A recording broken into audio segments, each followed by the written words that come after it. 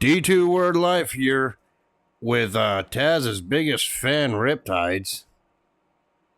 Well, Taz wasn't a bad wrestler. I liked him. Yeah, I know you did, but I ain't talking about ECW Taz. I'm talking about WWE version of Taz. You know, the person that our friend Frank always rips on. First of all, this is WWF. But anyway, we're here reviewing the No Way Out 2000 event, which took place on February 27th, 2000 at the Hartford Civic Center in Hartford, Connecticut, with an attendance of 12,551. The commentators for the event was Jim Ross and Jerry the King Lawler, and the ring announcer was Howard Finkel. And this time I'm actually going to include in this intro the backstage interviewers, which was Lillian Garcia and your boy Michael Cole. No, it's your boy, Michael Cole. No. We know you're obsessed with Michael Cole, especially that orange singlet he had in 2011. No, I know that you love that orange singlet. You want one just like his. I'll pass on that. Which would look very awkward, just a fat guy in an orange singlet. You're talking about most people in prisons right now. Oh. God damn it, fat guys wearing orange. You're talking about freaking most people in prison. If you want that kind of a visual. But yeah, we ain't here to talk about that. You look like an Oompa Loompa as well. Yeah, but we ain't here to talk about that anyway. It started off with the opening package, hyping up the big main event, which was the Hell in a Cell match between Triple H and Cactus Jack for the WWE or WWF World Title, whatever you want to call it at this time period. Same thing, right? So yeah, don't at me in the comments just because I'm reviewing a show that has the WWF logo and I say WWE. Same company, I just do it out of habit. At this point. Uh-huh. Yeah, and then after the opening package, they show the opening pyro went off. Everyone in the crowd was hyped up. Jim Ross and Jerry Lawler, the commentators of our childhood, that shows how old we are, freaking introduced everyone to the show. Hyping up, doing more hype for the show as well. And then we technically get to our first match, but the first person who made his entrance for their match was the European champion Kurt Angle with hair. I feel like I gotta point that out every time we see Kurt Angle wrestle with hair before he got shaved. Yes, I forgot that he had hair. I know. Hell, most of Kurt Angle's career, he competed bald. This was one of the rare ones in his early career where he actually had hair. I know, shocking. Right? Yes. This was before the Edge versus Angle, hair versus hair. A little over 2 years beforehand, which we already reviewed the Edge and Angle hair versus hair match. Which, to be honest, I'm thinking about our old events that were like less than an hour long or during our early days of reviewing. I'm thinking about going back to rewatch some of them to give them a more in-depth review like we've been. Since they were good events, just need to go in more detail, but that's another story for another time. So anyway, Angle did cut a promo jeering the crowd on his way to the ring, what he used to do back then. And he said he would become the Eurocontinental Champion. And just like the Hartford Whalers, he'll be leaving Connecticut as well. I have no sports reference on this, so I couldn't even tell you. But either way, that freaking put the crowd into a freaking heel frenzy towards Angle here. Nice heel heat work anyway. Right? Yeah. And he also said that he'll return one day to give this time the hero that he deserves. Yeah, what a nice guy. Of course, then Chyna then made her entrance to the ring. She was actually going to be in Jericho's corner for this matchup. And last but not least, Chris Jericho came out Intercontinental Champion Jericho came out saying that got cut a promo saying Hartford is Jericho, and then calling Kirk Angel his little insult. Yeah. And then he added that, yeah, well, Angle is a jackass. And what were Jericho's 3 eyes to describe Angle again? Incompetent, Incompetent, an idiot, and an ignoramus. And he said he had an eye of his own and that he's the Intercontinental Champion, so yeah, we get to our opening match afterwards, which was Jericho defending the Intercontinental Championship against Kurt Angle. Kurt Angle's European Championship was not on the line in this match. Ugh. Which that was a good move by Angle, and guaranteeing himself he wanted to be a double champion anyway. While if Jericho won, he wouldn't get both belts. Another heelish move there. Yeah.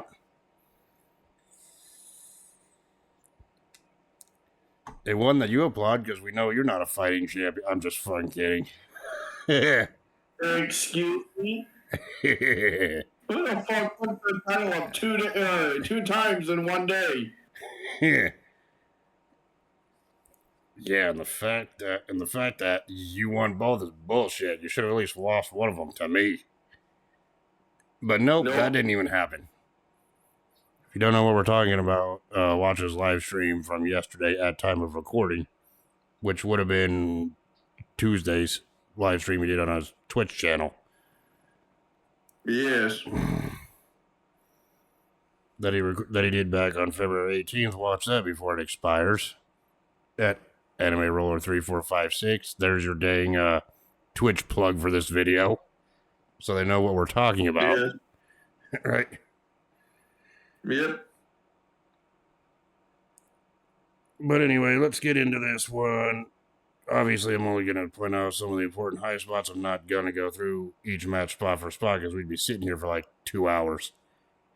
But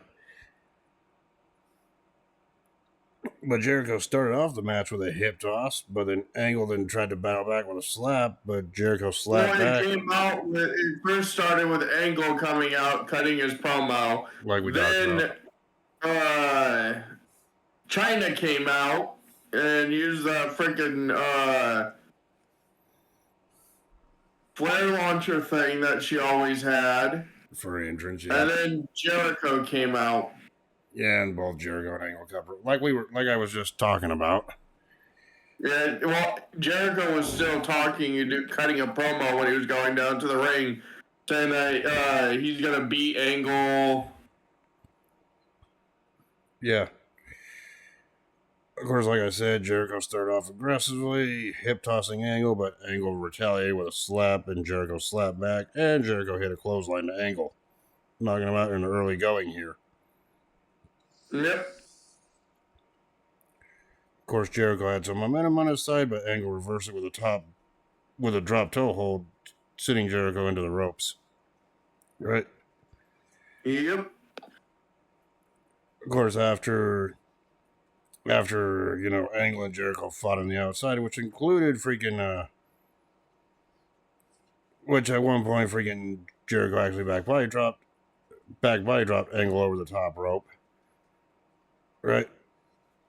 Yeah. The move that I thought looked okay near the start was when Jericho hit that springboard drop kick that knocked Angle off the apron onto the floor again. Right? It's like Jericho was like, "Get the heck out of my ring. You're not invited." Right? Yeah. Of course, Angle managed to get the momentum back when he whipped Jericho onto the outside into the barricade, and once again into the announcer table. Yeah, and then he tried to whip him into the steel steps, and freaking Jericho did the IEC, whatever the fucking moonsault. Yeah. Yeah, and kicked him right in the face. Yeah. Yeah, Jericho with the moonsault off the steps and the angle on the floor. I think that's the move you're talking about. That was actually pretty impressive. Yeah. Right. You know, he kicked him in the face. That was funny as hell. Yep. Yeah, but then Angle got the advantage back in the ring when Angle hit his belly-to-belly suplex off the metal ropes for a 2 count shortly after that spot on the outside. Yeah.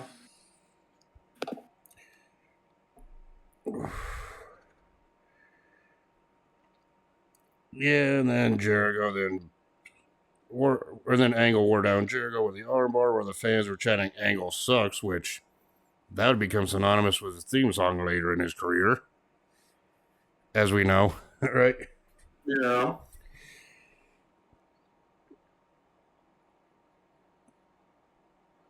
Yeah, then Jericho battled back. And a good spot was when he got off the ropes, leading to a double arm hook into a backbreaker. And then Jericho followed that up with a German suplex for the 2 count. Right? Yeah. Yeah, then a little later on, Jericho actually nailed Angle with a spinning wheel kick, followed by a running bulldog onto Angle from Jericho. I thought that was pretty cool to see. Back and forth here. Yeah. And let's not mention shortly after that, freaking Jericho got a 2 counts, one following a running forearm smash, plus a power bomb, followed by a power bomb for another 2 count. Right? Close near falls, too. This match at this point could have gone either way. Yeah.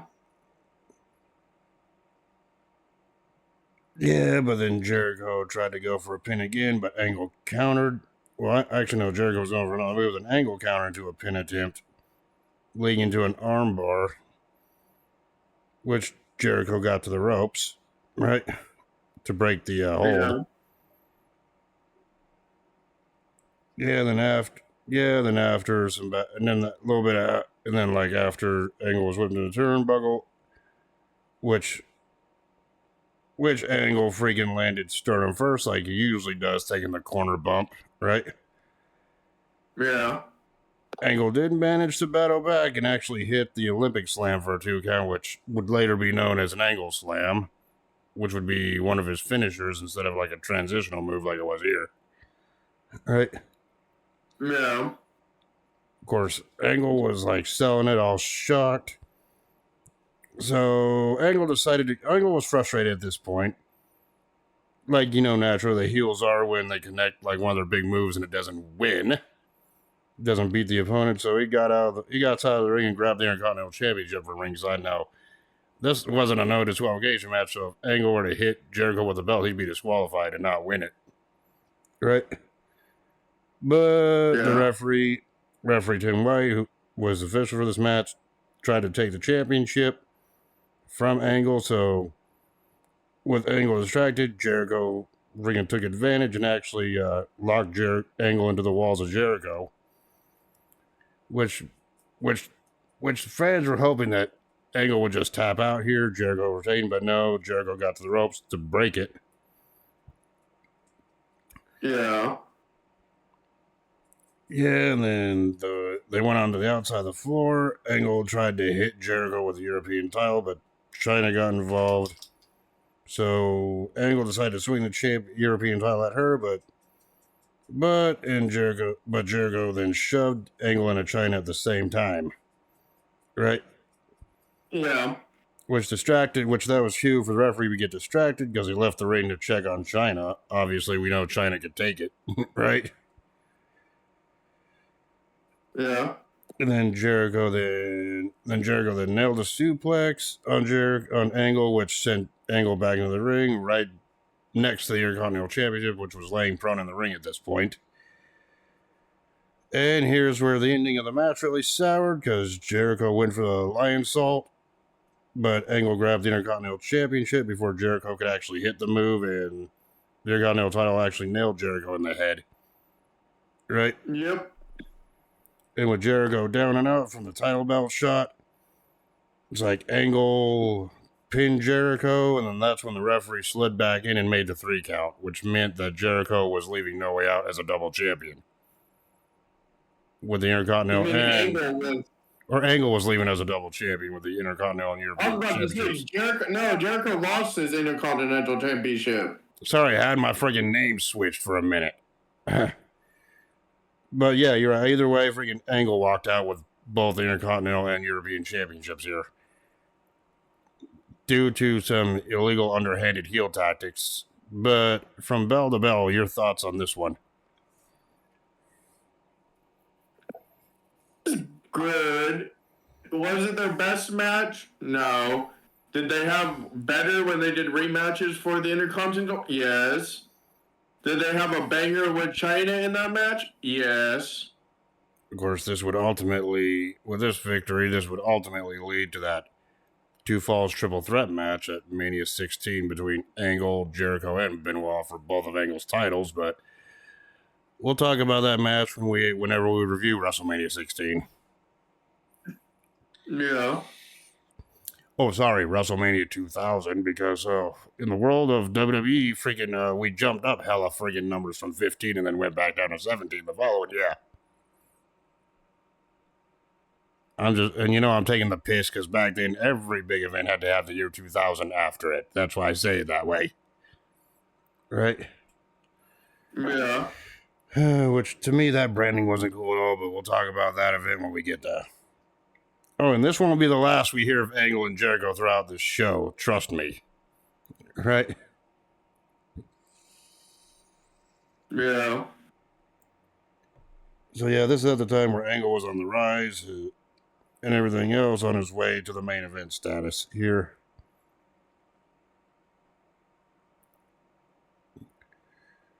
So we go backstage after the match where your boy Michael Cole was interviewing the Dudley Boys. Yeah. It is your boy, Michael Cole. That ain't my boy, that's your boy. Don't think I didn't catch that, you stupid son of a bitch.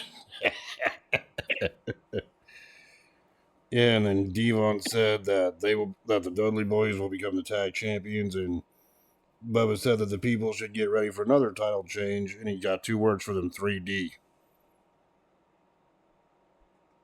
Yeah. Which following that, the New Age Outlaws, the tag champions, made their entrance. They were the 6-time tag champions at this point. And JR was calling it perhaps the greatest tag team in the history of the company, which that's really subjective, but, for me, they would be up there. Like, maybe they'd be like number 5 in my top 5 favorite tag teams. You know what I'm saying? The Dudley Boys?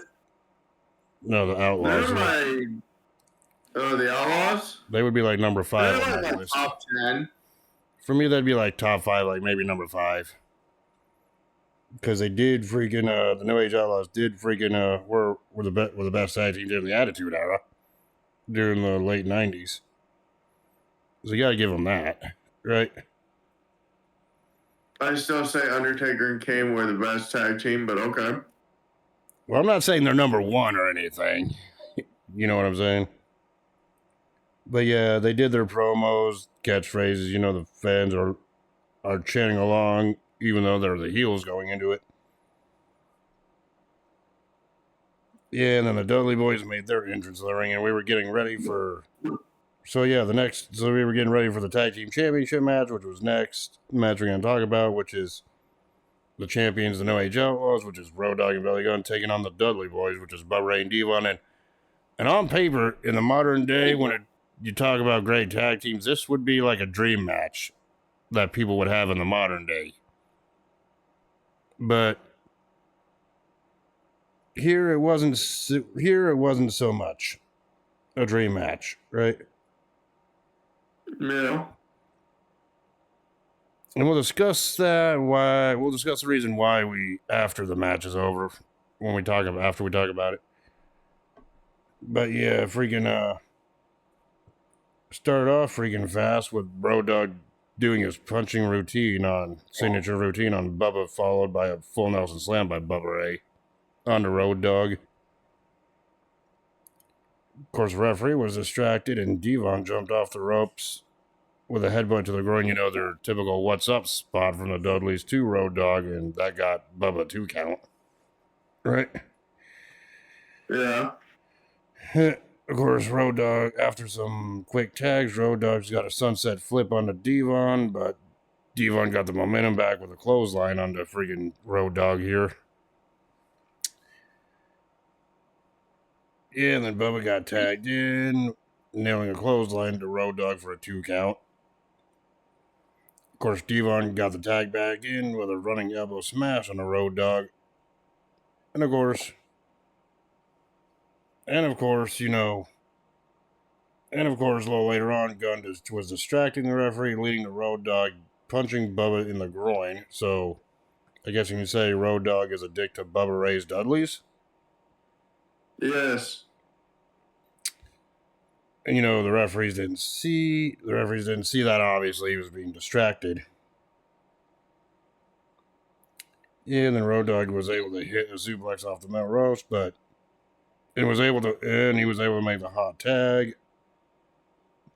Yeah, and then freaking Billy Gunn came in, hit Devon with a back body drop to both Dudleys in a famous run Devon.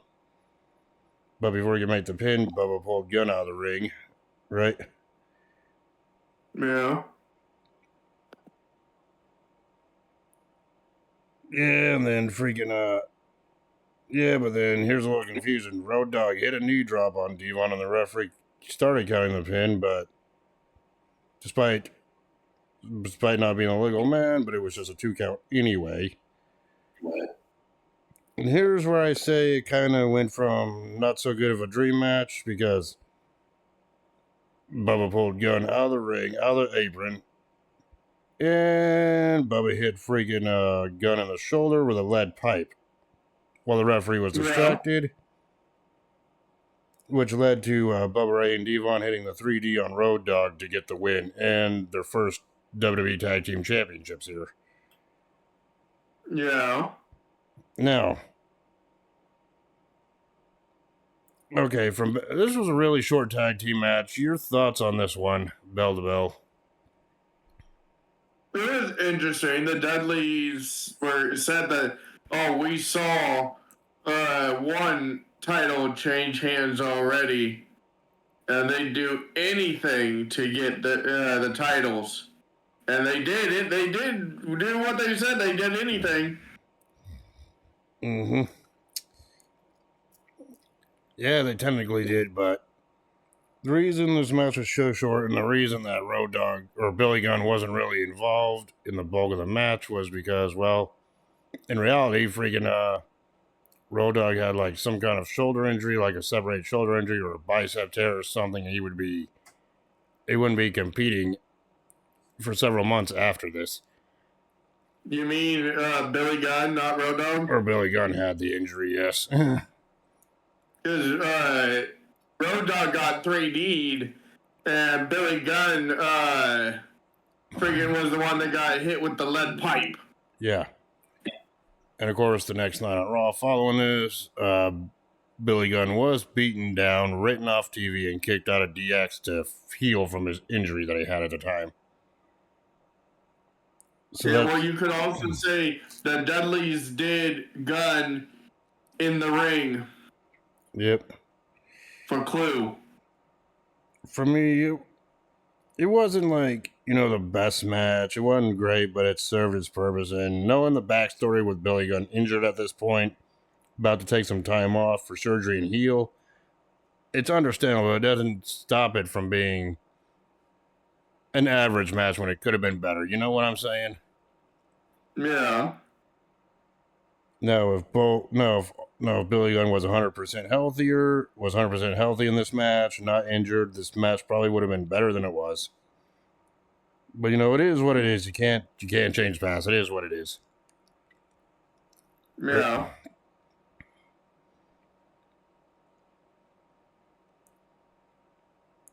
Anyway, of course, after the match, the Dudleys celebrated their win, their first WWE Tag Team Championship win in the company.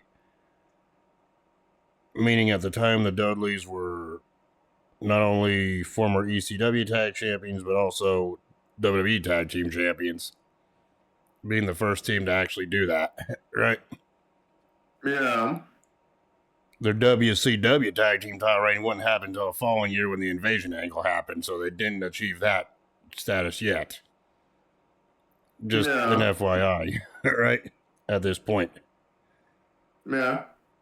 Of course, the New Age Outlaws discuss what happened in the ring, all frustrated and everything else, of course. Of course, like I said, the next night on Raw, Billy Gunn got kicked out of DX so he could recover from what I'm reading here was a torn rotator cuff injury in his left shoulder, which, yeah, it's understandable, right?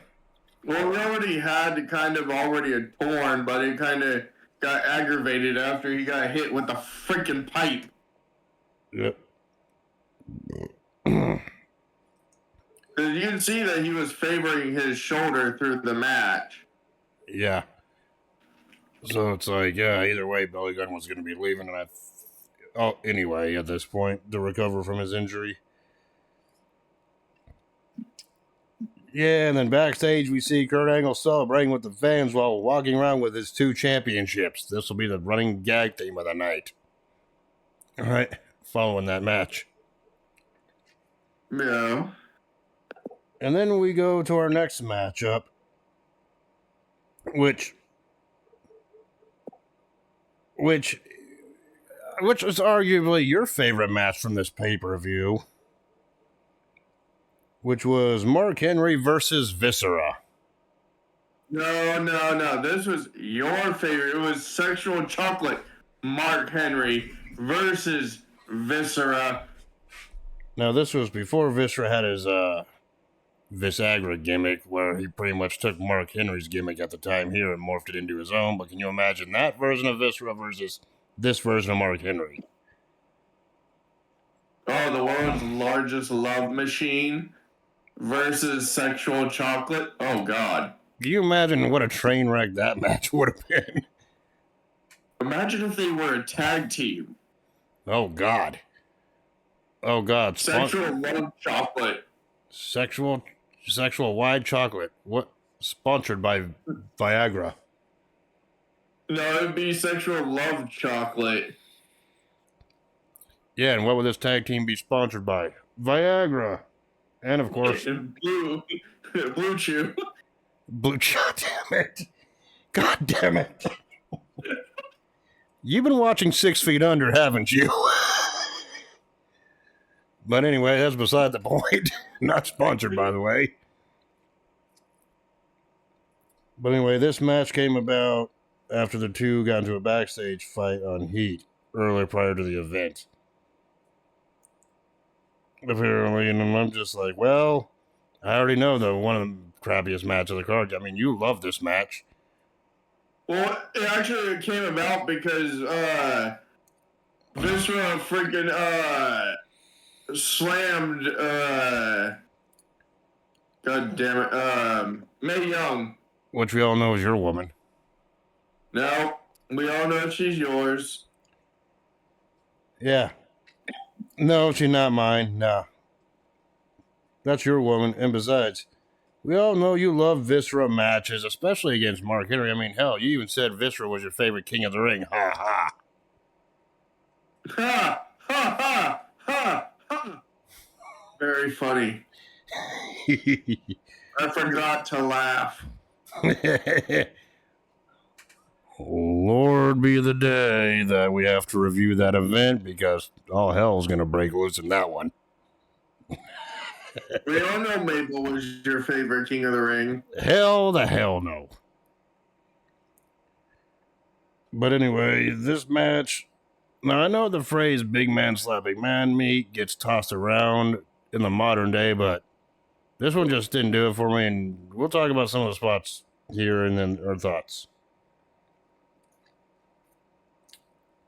It's like Mark Henry came in after both men made their entrances. Mark Henry came running in with a shoulder tackle on Viscera. Now, don't expect a classic Benoit Angle 5-star match, because this match is far from it. Never will achieve that. Right? But after Just imagine heroes of wrestling. God, no. This match would probably blend in with that one. Right? That's what I said. But after the running shoulder tackle, Viscera did freaking get the advantage back with a spinning heel kick.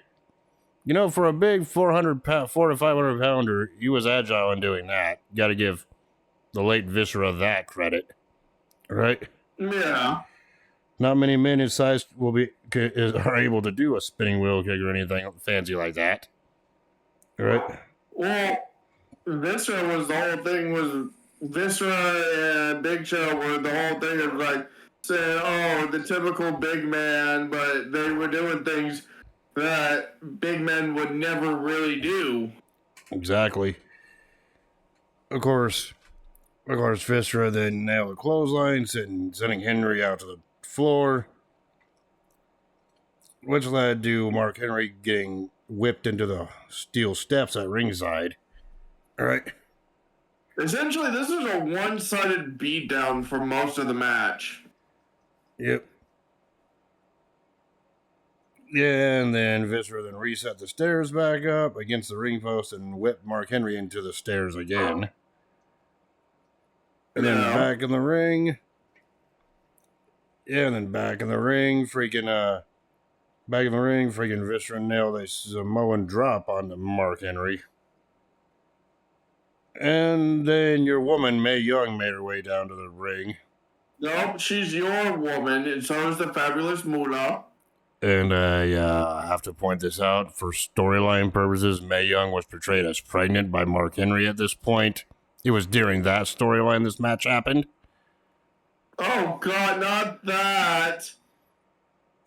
And, of course, after Mae Young went... the weirdest fucking storyline. Or one of the weirdest. Yeah. Of course, Mae Young went up to the ring. Viscera shoved her down.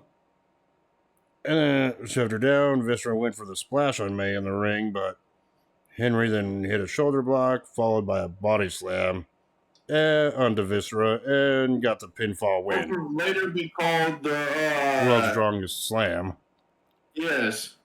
And with that, Mark Henry got the win over Viscera after pretty much a 95% one-sided beatdown. Yes. Wasn't really long. It was short, obviously, and that's actually a good thing. 96% beatdown? Yeah, and for the power of hindsight, it's probably a good thing this match was short in length, but the winner was Mark Henry. Your thoughts on these two big men fighting each other from bell to bell? Was it their greatest match? Fuck no. Not by far. Mark Henry had way better matches later on in their career? Yes. By far. Mark Henry had way better matches in his career later on after this.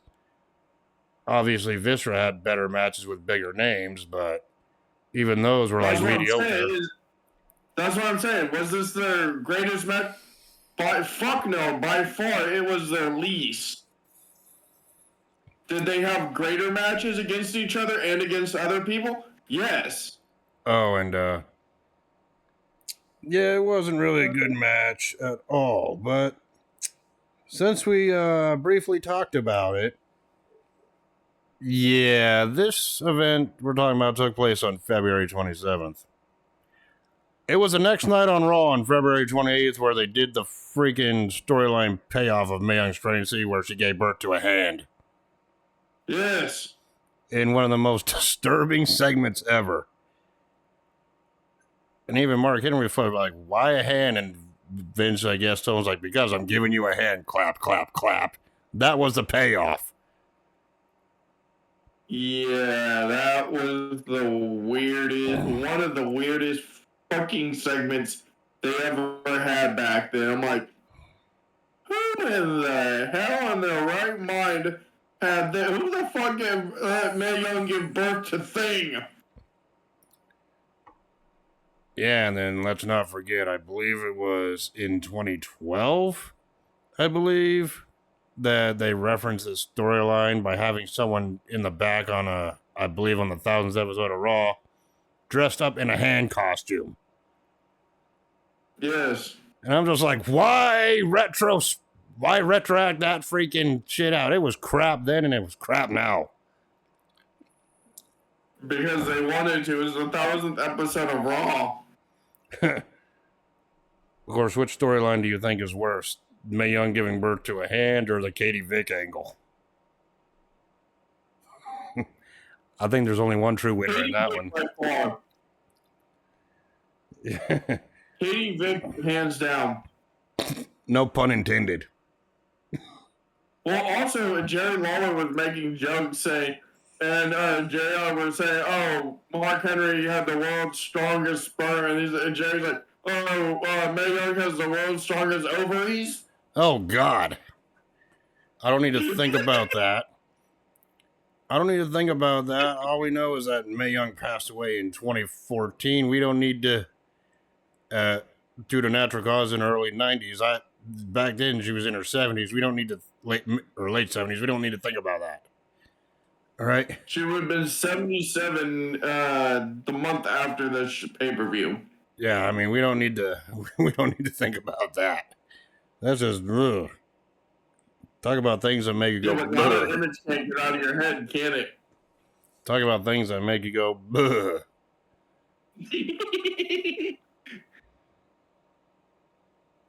Anyway, moving on from this awkward match, which wasn't so good anyway, in that segment discussion, Chris Jericho was interviewed in the back by Lillian Garcia, right? And Jericho said that if Kirk Angel keeps celebrating, then Jericho is going to put a stop to it. And of course, Billy Gunn was shown in the locker room. Be the same again. Yes. Of course, Billy Gunn was just shown in the locker room with the doctor talking to him about his injury. And they aired the replay of Bubba hitting Gunn with the left shoulder with that pipe earlier in the show. Right? Yeah. And Billy Gunn was once again favoring his left arm. Now that's how you sell, unlike you and 2K. That's my one per video. Yeah, there's going to be more. Just watch. There's another part in this pay-per-view. You don't fucking say it again. Yeah, his one per video was bullshit. Oh, come on. You know that's my running gag in these reviews. Yeah, but your one for video is bullshit. You know it, because you're gonna fucking say it again in the next couple matches. I already fucking know. Oh, fuck.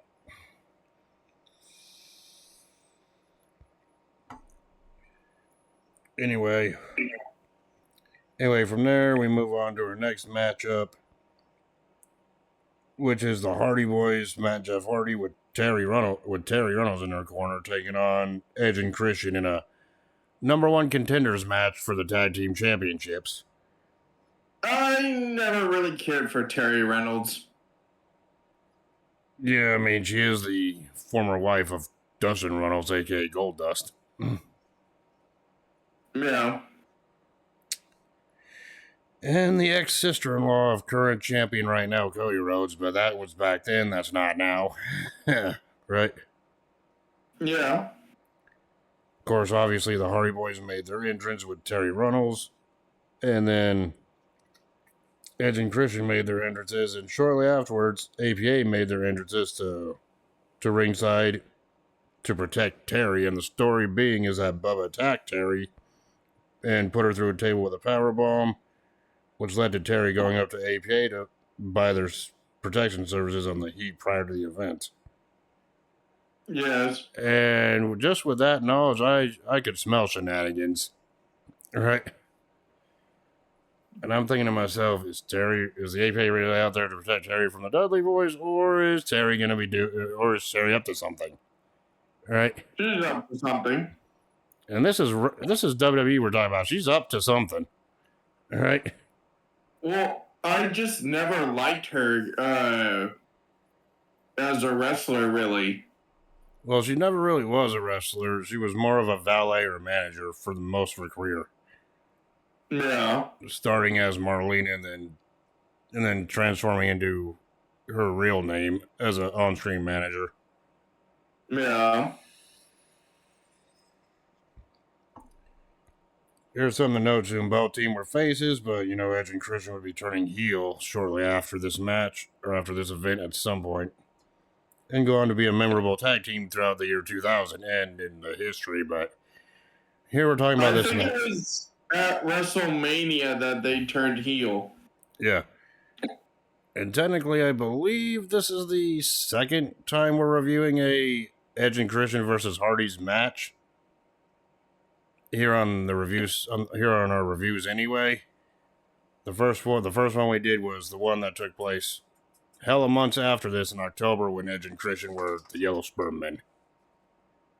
Yes, I have to bring the Los Conquistadors stuff back up. That would happen like near the end of this year. After this event, that No Mercy show. It was hell because literally months after this, it was that pay-per-view. Yeah.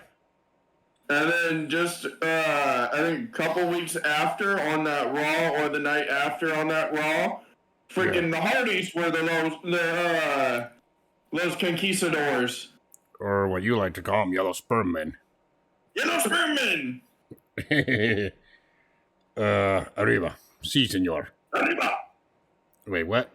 Anyway, about this encounter, which I believe is their second encounter on pay-per-view overall, the first one taking place at No Mercy in '99.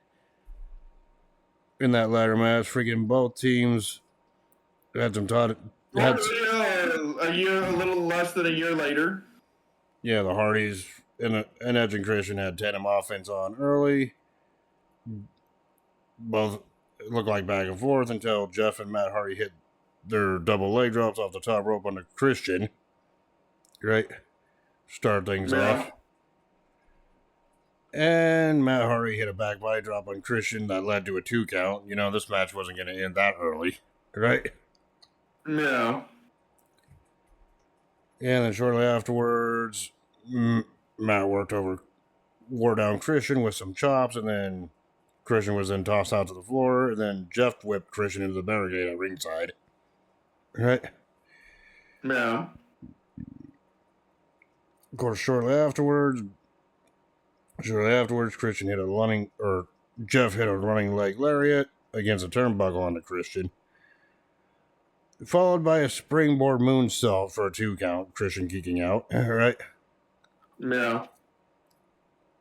And of course, there was another double team move from Matt and Jeff Hardy, nailing a front slam on a Christian nailing a double front slam to Christian for a 2 count. Of course, Christian then reversed a powerbomb attempt and nailed a neck breaker on a Matt. Right? Putting him down. Yeah. Jeff got the tag in, and he jumped off the top, but Christian got his feet up to block whatever move Jeff had in mind. Shortly afterwards, Edge got the tag in and nailed both Hardys with clotheslines followed by a spin kick on Edge to Matt, which I thought looked good. And then Christian came back and hit a springboard crossbody block on the mat onto the floor.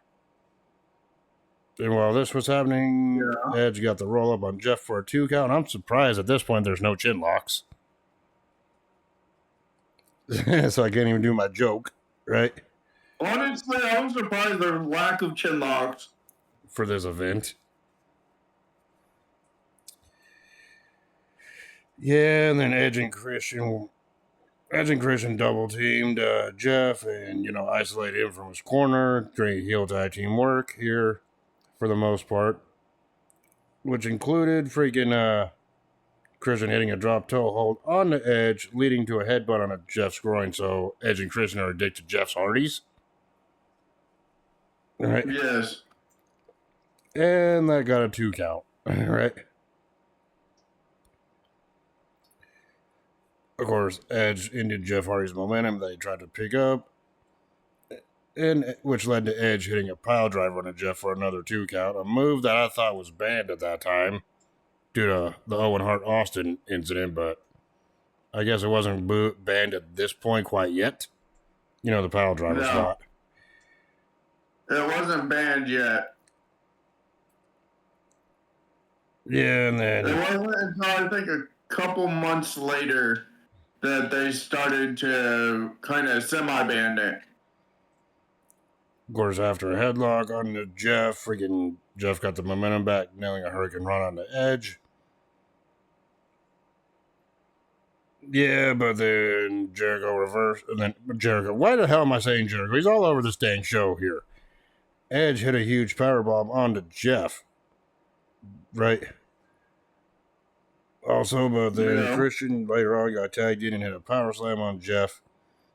And then, and then Edge got tagged back in, and then we finally see it, the chin lock onto Jeff. The most devastating move ever. Right? Your favorite, the chin lock. I think that was the only time we've seen it in this show. I could be wrong, but because I could be wrong, but it's a whatever. There wasn't really many. That's what I'm pointing out here, right? Yeah. Of course, shortly after that, Jeff actually grabbed both Edge and Christian by their hair, leading to a double takedown. And then Christian managed to stomp away on Jeff, but then Matt jumped off the top with an elbow drop, leading to Jeff getting a 2 count. I believe on the Edge, who was a legal man, or was it Christian at this point? Edge. Yep. Christian was still on the outside of the ring. Yeah, and then, waiting to be tagged. Of course, Jeff tried to make the legal tag, but Edge stopped it.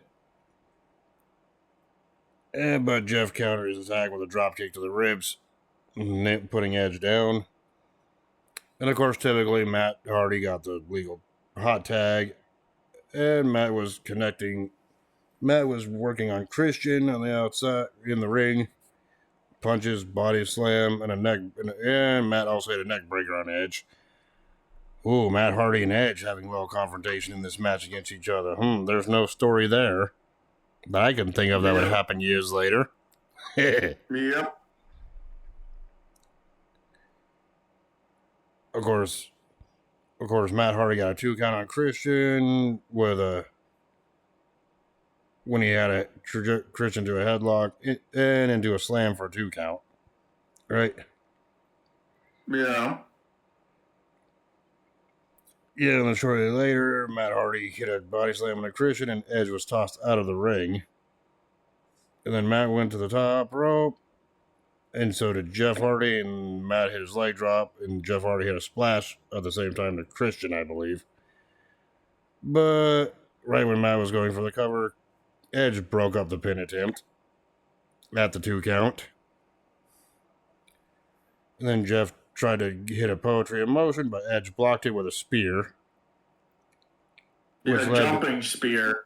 Yeah, jumping spear. That looked pretty intense here. Then Matt got the twist of fate. That was cool. Yeah, then Matt got the twist of fate onto Edge. And then Matt also hit an atomic drop onto Christian, and it was at this point Terry Runnels got up on the apron. Jeff Hardy was on the top rope looking, probably setting up for a Swanton bomb onto Christian here to try to end the match, right? Yeah. But that's when it happened. Terry shoved Jeff off the top rope into the barricade, turning heel in the process. And of course, Matt looked confused, wondering what the hell she was doing. But in that distraction, freaking Christian actually shoved Matt into the ropes. Terry slapped Matt also, and Christian hit the unprettier on a Matt Hardy for the pinfall win. Well, she would go to slap Matt, but he would jerk back. Yeah. But either way, Christian hit the unprettier on the mat for the pinfall win, with Edge and Christian being the winners and the number 1 contenders here. Now, before we talk about the post-match angle, your thoughts on this match bell to bell?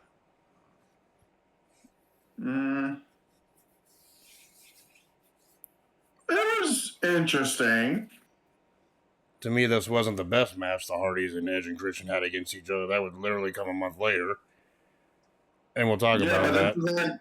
This was like their second match that was starting the incline to their freaking rise. between Christian and Edge and Christian and the Hardys. Yeah. Yeah, and I thought this match was okay. It wasn't their best, obviously, but it was there. It was all right for what it was. Yeah. Of course, after the match, Edge and Christian looked at Terry puzzled with the looks on their face, and Terry raised Edge's hand, but they left. And they left the ring. Edge left with Christian, and looked like Terry was going to leave on her own accord, right? Yeah. But Matt then grabbed Terry by the hair looking for some revenge, but the APA, Farouk and Bradshaw, who were hired by Terry to protect her anyway, came in the ring, and it led to freaking Farouk and Bradshaw beating the hell out of the Hardy Boys, including Bradshaw hitting that clothesline from Mel on the mat. Right?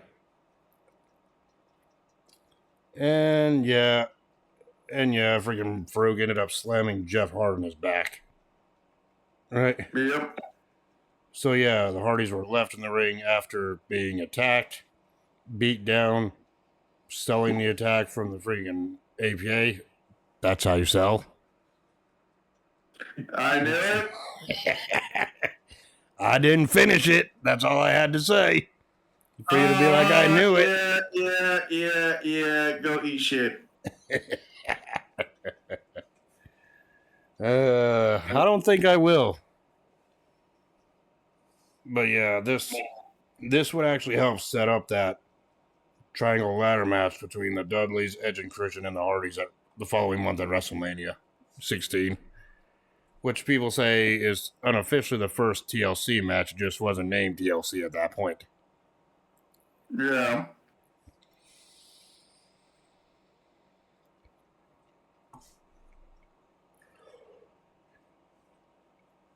Of course, backstage, Edge and Christian were interviewed by your boy Michael Cole, and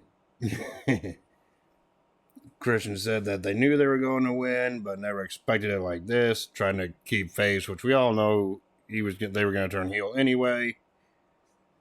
And then Edge said that all this matters that they got the victory. Edge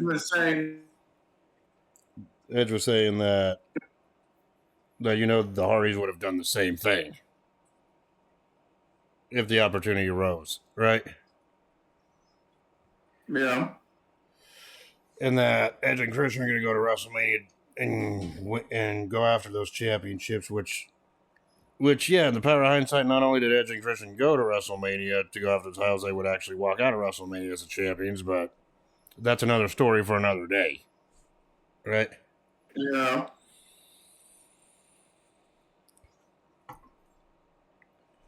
And then afterwards, we seen Big Show being interviewed in his locker room by Lillian Garcia. And, Big Show asked for the footage to be replayed of showing that The Rock's feet hit the floor first at the end of the 2000 Royal Rumble match, which, yes, it was. We already discussed it. Big Show should have won that match. All right? Yeah. But with that being said, that was the kind of story that took place for the match between he and The Rock here at No Way Out, and Big Show guaranteed that he's going to beat The Rock and go to WrestleMania. Basically. Yeah. And boy, was that main event at WrestleMania 16 convoluted, but we'll discuss that at the end of this review, right? Yeah. And of course, there was a clip afterwards shown of the Big Boss Man and Prince Albert getting a cheap attack on Taz, setting up to this next match we're about to talk about. This match was crap, and the match I'm talking about is Big Boss Man with Albert. I'm not going to say Prince Albert anymore. Taking on Taz. Do not Google Prince Albert. You will be freaking disturbed. And you and I both know what that is. Right? Yes, look it up just for him and send it to him. Hell no, they don't need to be scarred like that. If you know, you know, and if you don't worry about it. Right? It's like both men made their entrances, but But Boss Man came out first, right when Taz was making his entrance. Boss Man and Taz got into a fight on the floor. Right, Taz grabbed Boss Man by the arm, and then they went into the ring, which officially started the match. Boss Man was working over Taz, was working over Taz in the ring, but Taz fought back with a clothesline and an overhead suplex.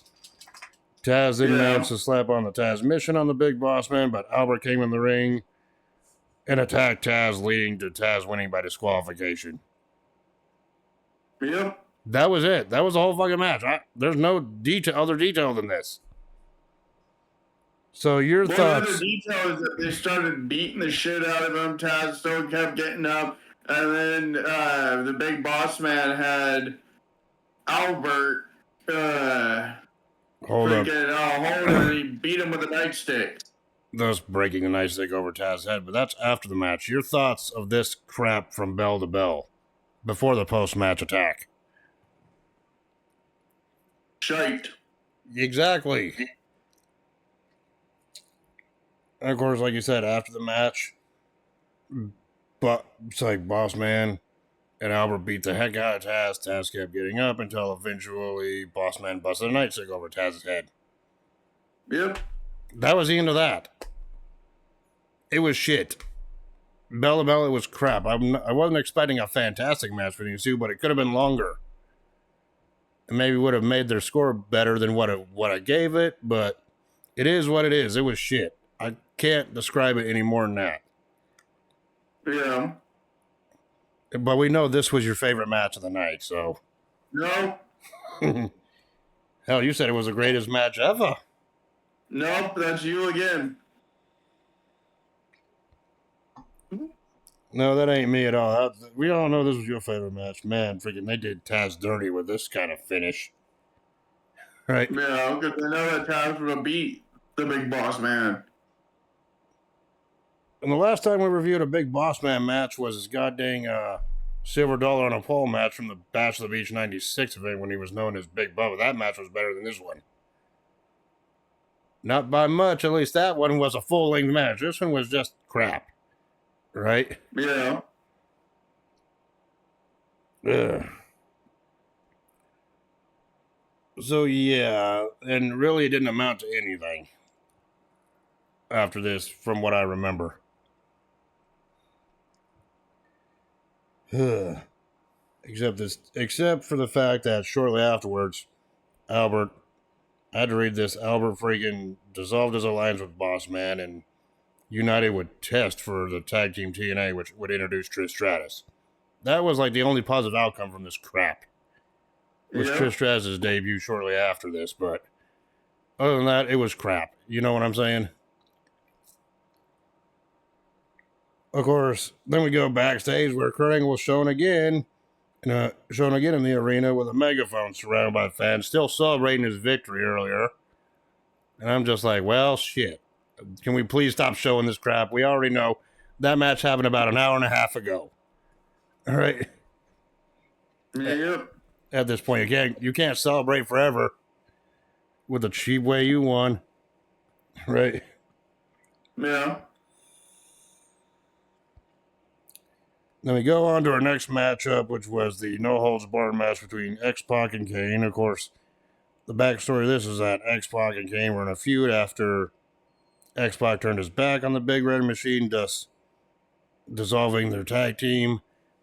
And X-Pac also took Kane's girlfriend, Tori. And of course, that prompted Paul Bearer to return, who was on somewhat of a sabbatical since The Undertaker left to recover from injury in the previous year's summer. Before he would return at the 2000 Judgment Day as the American Badass. So the Undertaker was still on sabbatical leave, healing his injuries at the time of this show. Right? Well, they had him like he just walked off and left. Yeah, and then the build-up, Kane nailed a tombstone on Tori for revenge, but on the SmackDown before this event, freaking X-Pac used a flamethrower to shoot fire into Kane's face. Flamethrower. Before hyping this matchup some more. And yeah, earlier before that, Kane had to defeat all members of DX at the time to even have this match with X-Pac to begin with. Yeah. So yeah, that's pretty much what happened, the build-up for this matchup. Of course, X-Pac made the entrance first, then Kane then came out. And then the whole thing was that Xbox had made Kane feel like a person.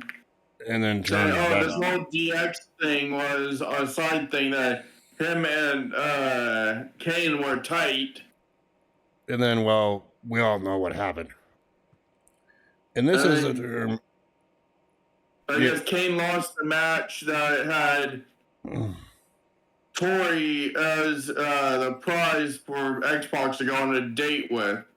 And then it turns out that Tori would turn heel and actually align herself with X-Pac here. Yes.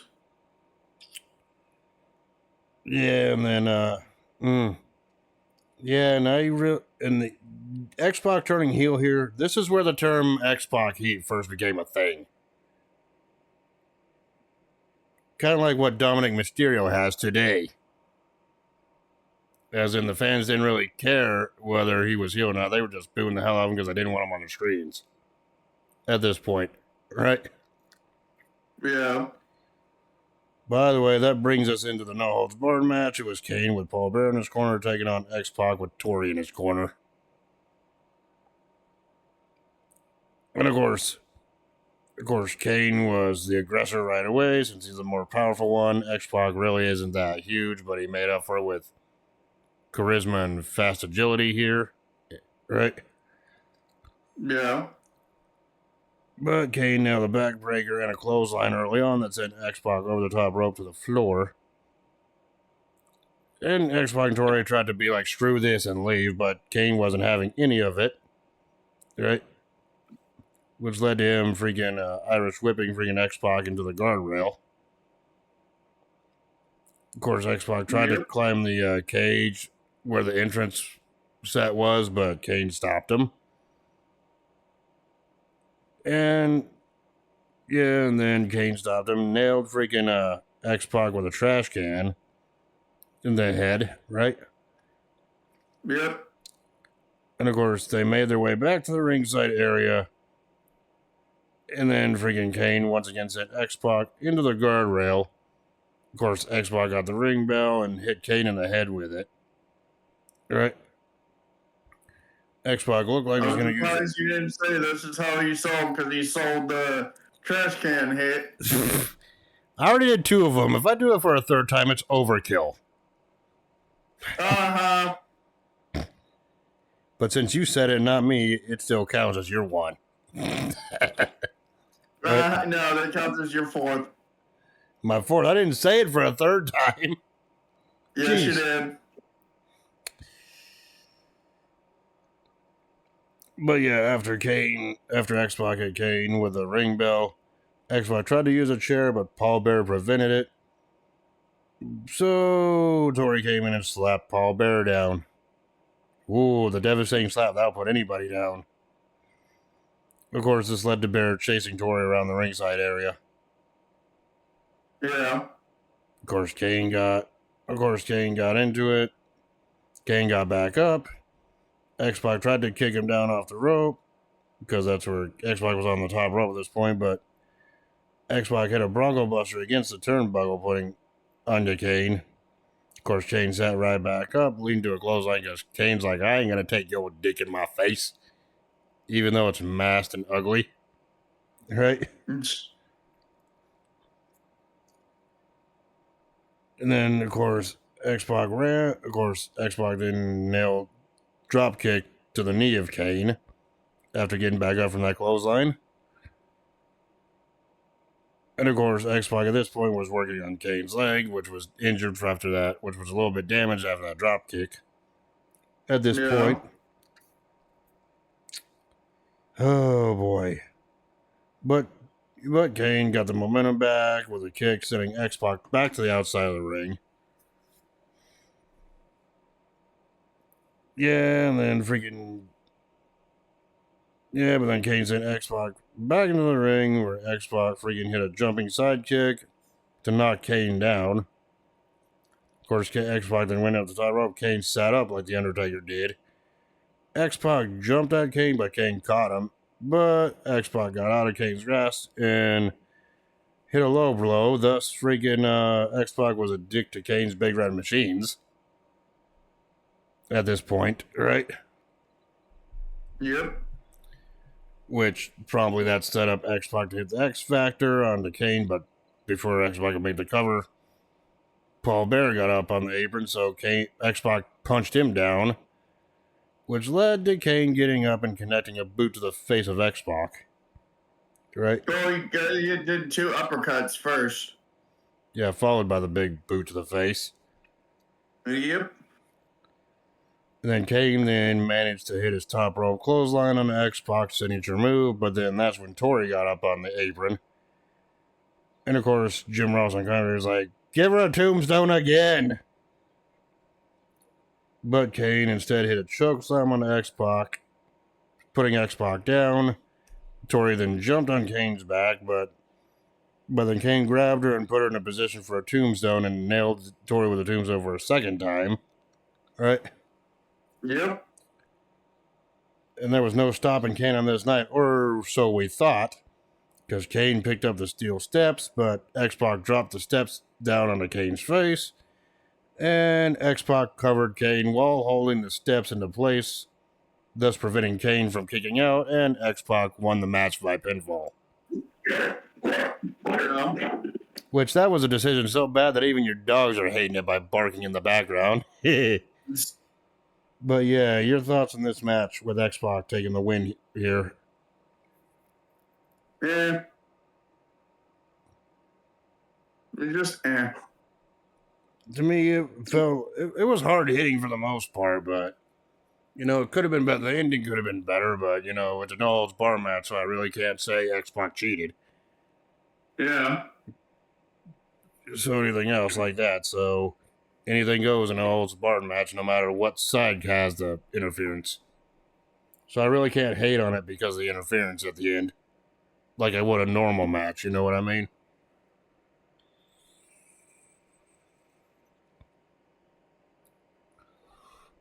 So yeah, I thought it was all right for what it was, or good for what it was. Did they have better matches? Yeah, but you could make an argument of that for all these guys that have these kind of average to just barely above average matches. Yeah. Of course, backstage, your boy Michael Cole was having an interview with the Radicals, which was Dean Malenko, Perry Saturn, Eddie Guerrero, and Chris Benoit backstage. And of course, Eddie Guerrero would be at ringside for the Radicals 6-man tag match against Too Cool, because Eddie Guerrero was at a elbow injury at this time. Dislocated elbow. Yeah, and that came about when he hit a frog splash on a Billy Gunn and his shoulder got dislocated. During Eddie Guerrero's first WWE match, by the way. Everyone knows the story on that. Right? And the Radicals all spoke confidently about they were going to win and that Eddie said he'll be there to morally support them while he was holding a steel pipe. The Radicals, of course, were the heels in this situation. Right? Well, then turned on Cactus Jack and sided with Triple H and Stephanie. Yeah. So yeah, Too Cool made their entrances, and Too Cool was obviously the team of Scotty 2 Hotty, Grandmaster Sexy, and Rikishi, who then was known as Rikishi Fatu. This was before he dropped the last part of that on his name. Right? Yeah. And as we know, Rikishi is the father of the Usos and Solo Sikoa, your tribal chief. Nope, Solo's your tribal chief. Hell no. No, that you like to be like Jacob Fatu and say, I love you, Solo. No. I don't think so, Scooter. Yes. I know so, Scooter.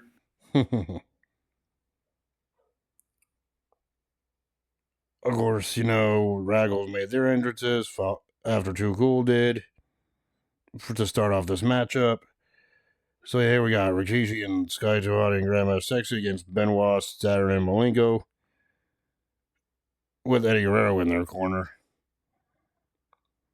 And before we even talk about this match, with the power of hindsight, the only freaking two members of the Radicals here that actually had great success in WWE was Benoit and Guerrero. We cannot deny that one.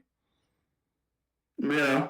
Saturn and Dean Malenko, I believe, still, and to this day, I still believe they have their best matches and days with WCW.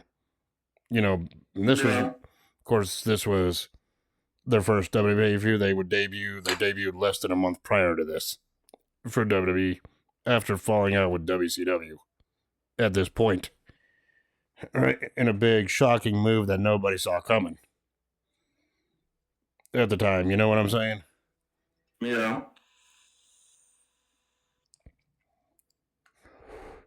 Of course, before the match began, a brawl between the two teams began with Eddie going to the ring with a steel pipe, but Rikishi got it for him, and Rikishi actually nailed Eddie in the left, his injured elbow, with the pipe, which led to Eddie Guerrero leaving before the bell started to start the match. So Eddie Guerrero's not at ringside, right? Not a factor in this match anymore. Well, Rikishi freaking nailed Eddie in his freaking elbow, which damaged it even more. Yep. Of course, Sexy hit a block suplex, leading to a front suplex onto Saturn, followed by a missile dropkick to start off this match officially. And then Grandmaster Sexy, aka Brian Lawler or Brian Christopher, nailed an enziguri onto Saturn. We all know Grandmaster Sexy was Jerry Lawler's son too, even though they didn't. Yeah. Even though they didn't make references here like they did heavily in '98, 2 years prior, right? Yeah. Of course, Benoit got tagged in, but Benoit got hit with a bulldog from Sexy for a 2 count. Scotty 2 Hotty, or Scott Taylor, or Scotty 2 Hotty, better known as, got the tag in, leading to both of them hitting a double team elbow on Benoit, right? Of course, Benoit battled back with a suplex that sent freaking Scotty chest first into the top rope. That looked nasty. Of course, Scotty fought back. Benoit back with a suplex, followed by the moonwalk, shades of Michael Jackson. Right? Yeah. Of course, Rikishi got the tag in with punches and a running clothesline to Benoit, and he drove the tribal cheeks into Benoit's face. Right? Yeah, well, I also like the fact that Jerry said, "Oh, at least you don't have the benefaction of smell-o-vision." Yeah. Yeah, and freaking they also, Jerry Lawler made the joke saying, "Yeah, Rikishi's like 350 pounds at this point, and half that weight's in his ass cheeks." I'm like, oh Jesus, really? You have to go there, right? Yep. Of course, Rikishi then picked up Benoit, leading to Malenko coming in with a kick to the leg. This gave the heels advantage. And here's a little side note: Rikishi had his ankle and leg taped during this match, selling an injury. Heavily taped, selling a leg injury that he got prior on a episode of Raw or SmackDown. It's like, I don't remember what they said, but that's pretty much what happened here with Rikishi while he's injured. Oh, by the way, that's how you sell, unlike you in 2K. That's 4. One of these days, you're going to get super annoyed and say, F you, I'm challenging you right now. We'll see who doesn't sell. Fuck you, I challenge you, put on 2K24, I challenge you to a match right now. Maybe when 25 comes out. I heard the freaking servers are supposed to be better. But that's another story for another day. Right? Of course, Saturn got the tag in. Rikishi was limping around, tried to kick, and he hit a kick to Saturn, putting him down anyway. And then after Scotty was tagged in, freaking Malenko stopped the worm attempt with a clothesline, putting Scotty down. Right? Yes. Benoit then came in with a forearm followed by a belly to back suplex on Scotty for a 2 count. Right? Yeah. And Benoit hit a snap suplex and got a 2 count as well. Following that. And then pretty much, and then following that, Malenko got a tag back in, hit a low drop kick to the face, and a corner clothesline into a butterfly suplex on Scotty for a 2 count because Sexy came in and broke up the pin. At this point, of course, Saturn got the tag back in. They were pretty much the heels were working over Scotty at this point as well. And then Benoit came in with a suplex attempt, but Scotty countered it and landed on the top rope. So Malenko kicked Scotty in the back. Right? Yeah. Saturn then hit a slingshot drive into the ring for a 2 count. Right? And of course, shortly after freaking Benoit got the tag back in, both Benoit freaking came in with a clothesline, and the back of Benoit's head at one point nailed Scotty in the head, so both men were down here. We're down and out. Yep. Yeah, and all I can think about is seeing Benoit get nailed in the head, that's cringe knowing what we know. But we already discussed that story. And that story is well known and documented. We don't need to talk about it anymore. You know what I'm saying? Yep. But Rikishi got the hot tag in shortly afterwards. Rikishi was cleaning house, delivering a double clothesline to Benoit and Saturn back to back. Right? And he even hit Yeah, and then Rikishi even hit a Rikishi driver on the Saturn. Then Sexy told Scotty to tag in. Scotty did the worm, leading to a chop on the Saturn as well. And yeah, it's really the worm, that was freaking that was just more for the fans. It really wasn't an offense move. It was just like the people's elbow or the 5-knuckle shuffle, where it's just a move to get the fans' reaction at this point. Yeah. Right? At that point, right? Then Malenko the legal man, came back with a chop block to the leg of Rikishi again, putting him down. And then Benoit suplexed Scotty out of the ring, and then Rikishi came back in, belly to belly, hit a belly button side suplex on Benoit. And then Malenko then hit another chop block to Rikishi's leg, trying to weaken that body part some more than what it already was. Trying to keep the big man out of the match. Right? Yeah. During these closing moments, it's Sexy got the tag, got back in the ring, and nailed a leg drop onto Saturn off the top rope. Benoit came in and hit that jumping headbutt onto Sexy, but and then freaking Benoit, Saturn, Sexy, and Scotty did a cross body blocks under one another over the top to the floor, which left Malenko in the ring with Rikishi. Right? Yeah. It's Malenko tried to work on Rikishi some more with a splash of the leg, but Rikishi managed to kick him in the nuts. So, in a sense, you can say Rikishi is addicted to Perry's Saturns. Yep. Actually, no, he's addicted to Dean's Malenko's. Dean Malenko was the one working on him. By the way, there was a low blow done. And then shortly afterwards, Rikishi actually nailed the Rikishi driver onto Malenko, which resulted in Rikishi pulling Malenko towards the rope, where he hit a bonsai drop onto Malenko, shades of Yokozuna, his cousin, and got the pinfall win for Too Cool here. Yep. Your thoughts on this match, the 6-man tag bell to bell? It was interesting. It showed people who the Radicals were. I mean, honestly, in my opinion, yeah, it was a good match and all, and it told the story with Rikishi's ankle injury that he had, or leg injury, whatever it was.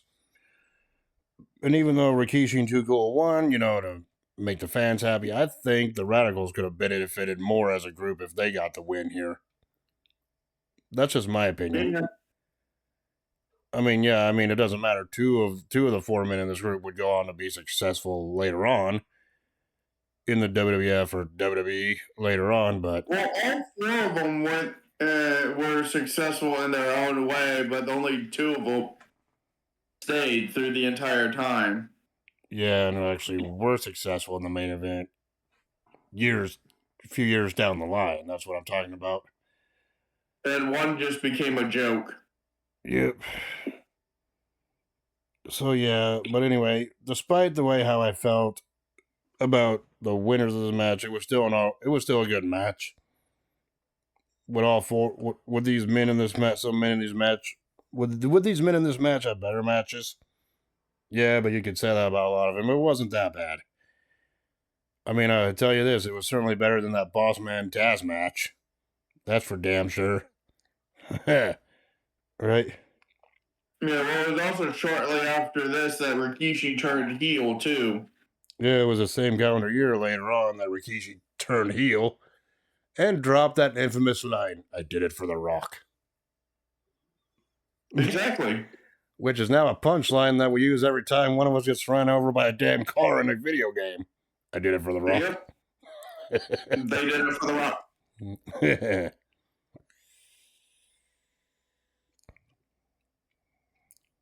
Of course, after the match, Rikishi and Too Cool did their post-match dance routine.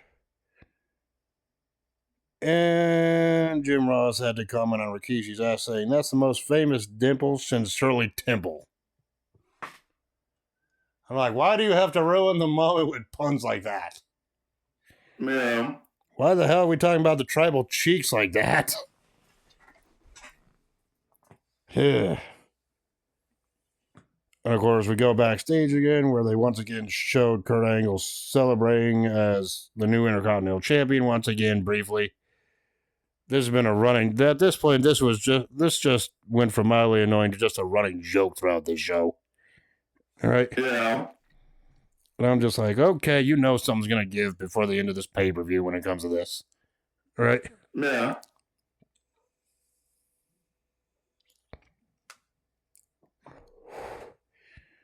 And of course, next they showed the video package hyping up the Big Show versus The Rock match, which was next, with the winner of the match getting a WWE title match at WrestleMania 16. But first, we see backstage segment again of Angle leaving, and then Chris Jericho and China attacking him and locking him in a trap. That took place after this match, but you're jumping the gun, but I'll briefly mention it again in chronological order. I swear it was before. No, it was after. It was before the main event. Mm. I just got done watching. I know when that happened. But either way, by the way, we'll talk about that when we talk about it. Of course, Big Show saying that he won the 2000 Rumble, that The Rock's feet hit the floor first, and then they did the storyline of, oh, there has to be witnesses, photos, everything in a video, which got Big Show this match. Which got Big Show to get the security guard that was sitting in the front row and literally said, oh, from my perspective, the Rock's feet hit first, and then Triple H really didn't want to give Big Show the match, or the win, actually.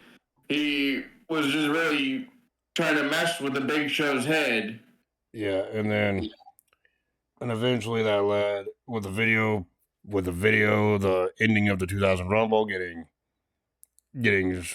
circulated at this point. That's when the Big Show got his match with The Rock for the number one contendership for the title here. And the winner of this match would be going to WrestleMania 16 to face off against whoever the WWE champion would be. And well, we'll talk about how convoluted that main event would become after this match. Or after this event, I should say, right? Because that WrestleMania main event also has to do something with the main event here. Also. So yeah, and then The Rock was like, showed little videos like, this is how The Rock views as Big Show is. Yeah. You know how he usually does it. So led to a brawl between the two before this event. Yeah, before he does his choke slam. Oh yeah, and it was during this rivalry where the Big Show or Paul White took his long hair that he used to have and shaved it down to a signature short hair style. Before he would go bald a number of years later. Just pointing that out. I also forgot that Big Show had hair. Well, you knew the Big Show had hair. We reviewed the last match of Big Show's we reviewed was in WCW when he had the long hair still. When he was known as the Giant. Long hair. This was short hair. Yeah. Back when he was known as the Giant in WCW, he had that long hair still. But yeah, Big Show came out, and even freaking JR said that hyping up as a threat, and that he was just 28 years old at that point, which, thinking about that now, I'm like, Big Show was young. Paul White was young, 28 years old at this time. Jesus Christ, we're all getting old. Yep. Of course, The Rock came out, obviously got the big pop from the crowd. He was a big fan favorite, obviously heading to this matchup. So now we got, and The Rock at this time was 27 years old. There's another freaking age they can feel old yet. Add 25 years to both of those ages. That's how they all old are now. What? The Rock and Paul White, or Dwayne and Paul White, they're both 25 years old in this. Now, at time of recording, figure that one out. God damn. You feel old yet knowing that information? Yes. I could say the same thing about you. I know, Mal. Just because I'm 2 years younger than you, you and I are basically from the same generation. We were both kids when this aired. And now here we are in our damn 30s reviewing shit we grew up with, watching. So there you go. Right? Yep.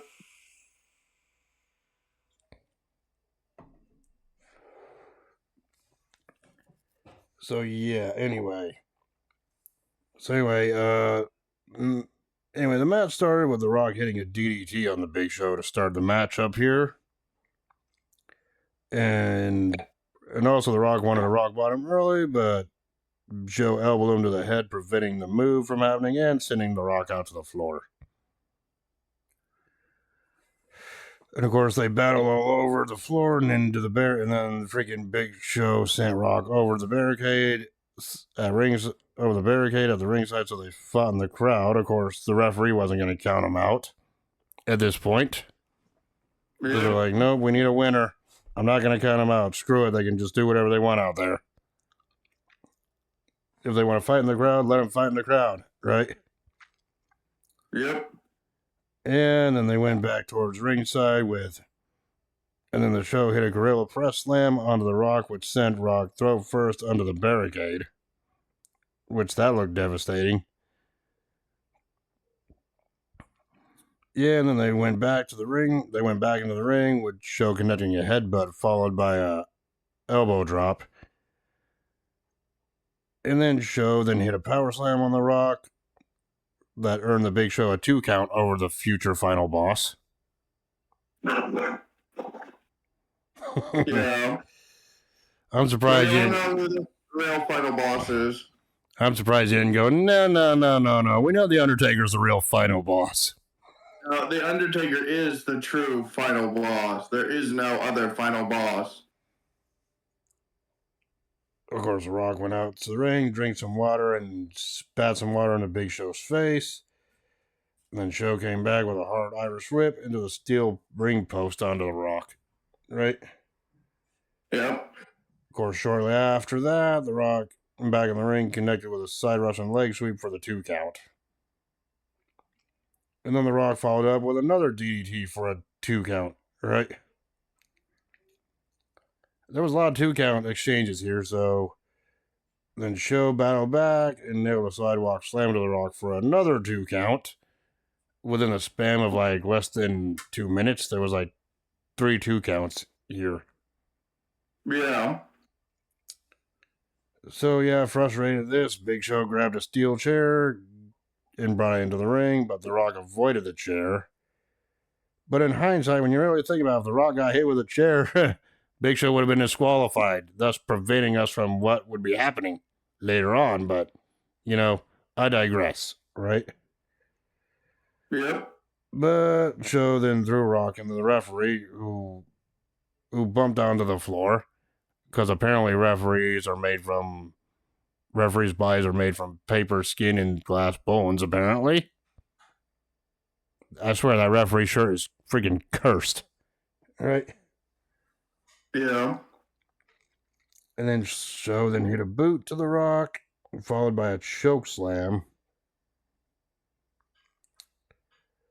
And Big Show had the freaking dang visual pinfall, but there was no referee to make the count.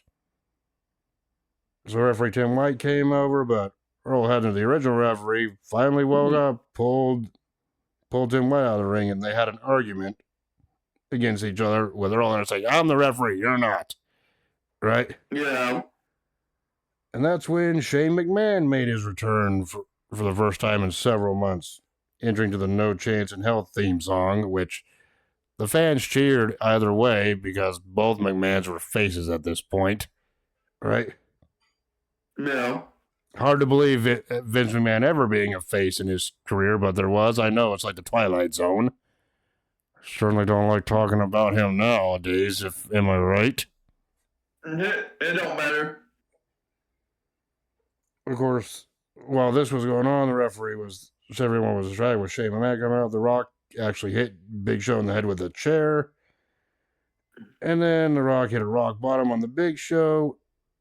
And instead of going for the pin on Big Show, The Rock decided, I'm going to do the people's elbow on the Big Show.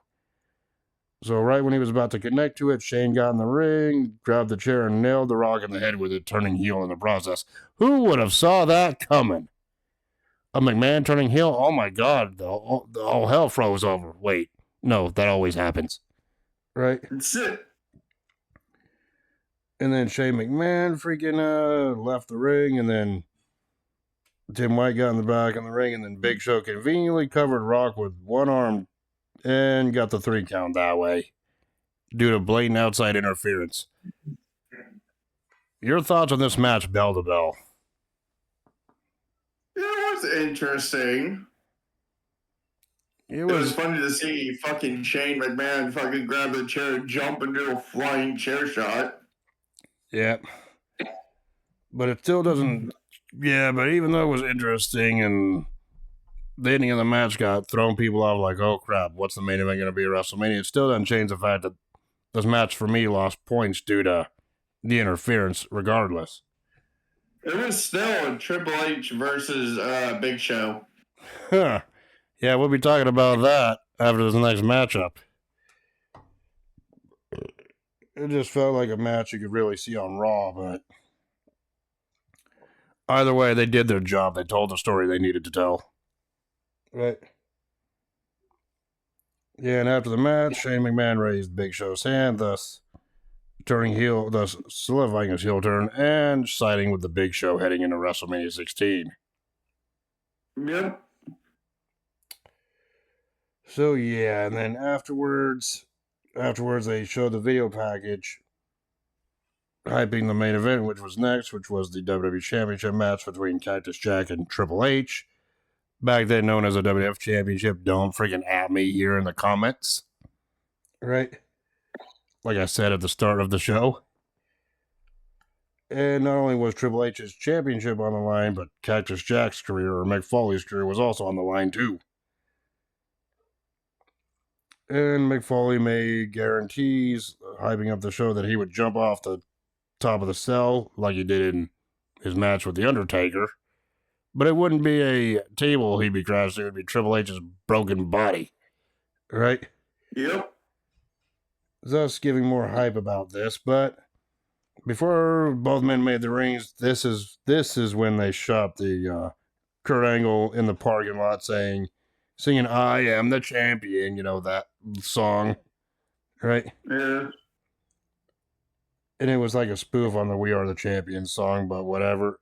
He got to his car, and that's when Jericho and Chyna showed up to attack Angle, which led to Jericho putting Angle in the trunk of the car and then left. That's how they paid off this whole Kurt Angle backstage celebrating like a damn maniac throughout the whole show, like a doofus.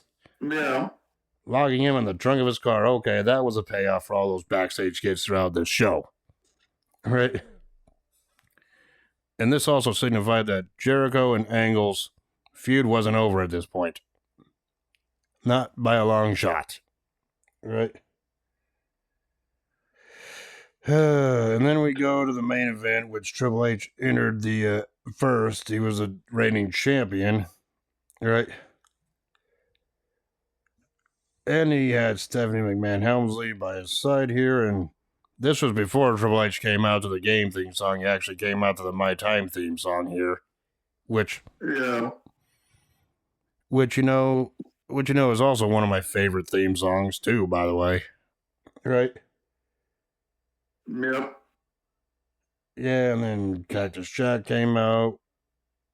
He was obviously one ovation. He had his wanted t-shirt on. Mick Foley was in Cactus Jack mode for this one, with a ripped up red flannel jacket vest. Right?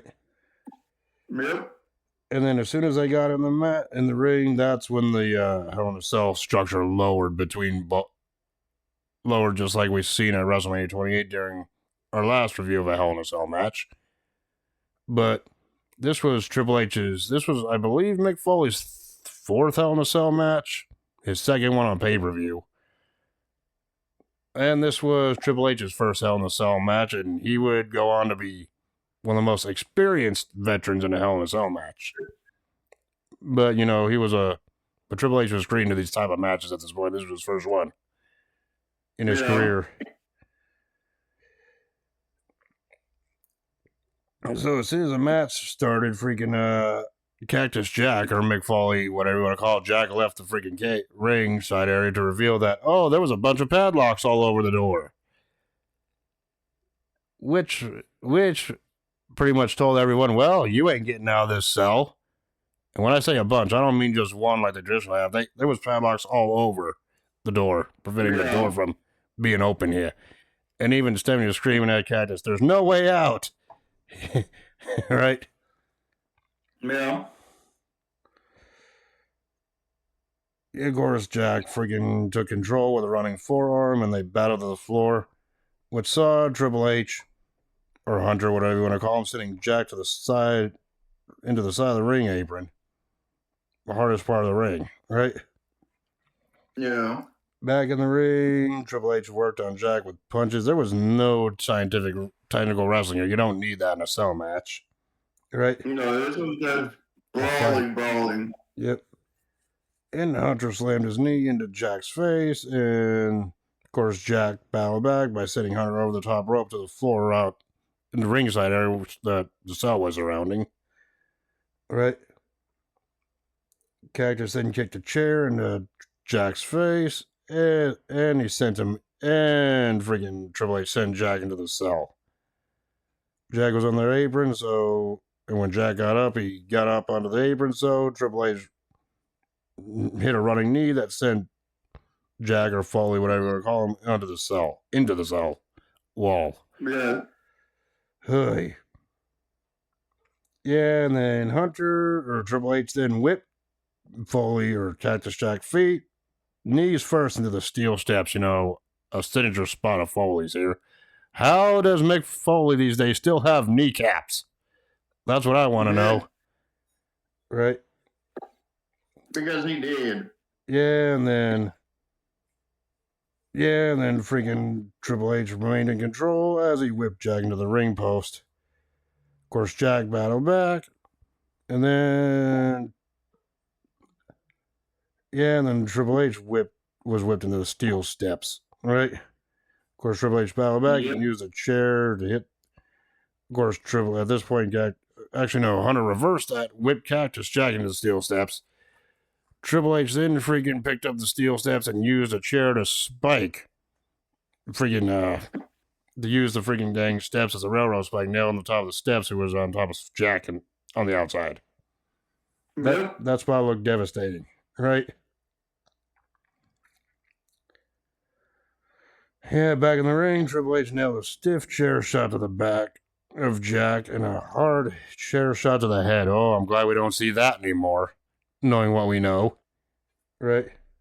Oh, we did, but it was later, and then they got fined. Yeah, and then Triple H then nailed a DDT onto Jack for a 2 count. Of course, Jack bowed back when he got his hands on the steel chair and hit Triple H in the groin region with it, so I guess you can say Mick Foley's a dick to Hunter Hearst Helmsley's. Yeah. And then Jack performed a DDT onto the chair, right? Onto Triple H. And then Jack then hit a rushing leg sweep onto Triple H, which pretty much put Triple H's back and head onto the slamming onto the chair, which was in the ring at this point.